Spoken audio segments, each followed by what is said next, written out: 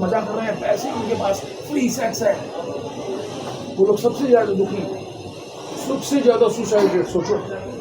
यानी हर 5 मिनट में एक आदमी सुसाइड कर लेता है, ये रेशियो होना था। तो अमेरिका में, रशिया में, ऑस्ट्रेलिया में, कोई भी कंट्री आप उठा के देखना, हमारे मंदिर में, अब तो पता नहीं कैसे इस उम्र में कैसे आ गए, ये तो पिछले जन्म का ही कोई है, ऐसा है आपका भाग्य। बस करना है एक काम, जो भी माला कर रहे हो कम से कम 2 माला जरूर करनी है, और पहुंचना कहाँ तक है, 16 माला तक पहुंचना। देखो भगवान को ना डिसिप्लिन बहुत पसंद है, अगर आपने डिसिप्लिन नहीं निभाया ना, कहते हैं डिसिप्लिन मेक्स डिसाइपल, डिसिप्लिन में अगर हैं तो आप एक अच्छे शिष्य बन पाओगे भगवान के, है ना। तो रीडिंग करनी है, एक ट्रेन का ट्रैक है कि मुझे 3 पेज प्रतिदिन पढ़ने हैं, और एक डायरी भी होनी चाहिए, कुछ ऐसी अच्छी बातें लिखी होंगी उसमें, आपको वगैरह उसमें नोट्स बनाने हैं, आपने डायरी में नोट्स बनाना चाहिए, है ना। और फिर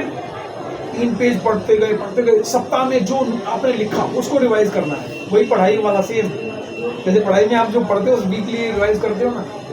बस। फिर आप जो भी पढ़ोगे, तो एक ट्रैक तो हो गया रीडिंग का, एक ट्रैक हो गया प्योरिफिकेशन का, ये मंत्र इसके विषय में कहा ना, चेतो दर्पण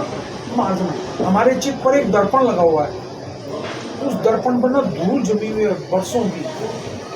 जब दर्पण में धूल जमी होगी तो आप अपना मुख देख पाओगे, उसमें नहीं देख सकते ना, इसलिए हम अपने आप को देख नहीं पाते। जैसे मैंने एक सभा में एक बार पूछा कि आपकी हाइट कितनी है, तो एक लड़की ने उठ के कहा मेरी हाइट 5 फुट 3 इंच है। मैंने कहा ये तो आपके शरीर की है, आपकी हाइट कितनी है, तो वो घबरा गई कि मेरी हाइट, हम अपने आप को नहीं देख पा रहे। देखो आंखें होते हुए भी हम ये शरीर नहीं है। सोचो जब आप गधा थे, घोड़ा थे, बिल्लू थे, बैल थे, शेर थे, तो क्या आपकी पहचान शेर की थी, शेर की योनि में थे, आपको क्या कहें, शेर शरीर छूटते ही फिर दूसरी योनि में आ गए, ऐसे ये शरीर छूटते ही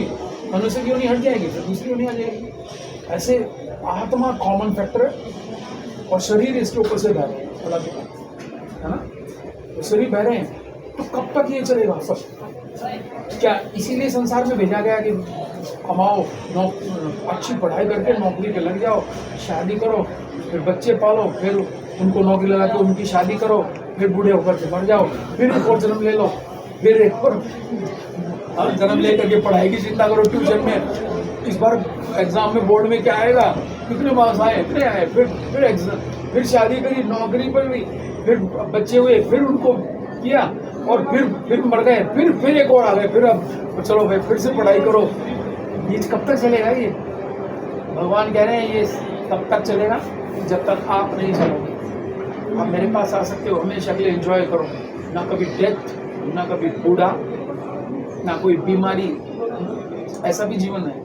और गीता में सब भगवान बता रहे हैं, जन्म मृत्यु जरा व्याधि दुख दोषानुदर्शन,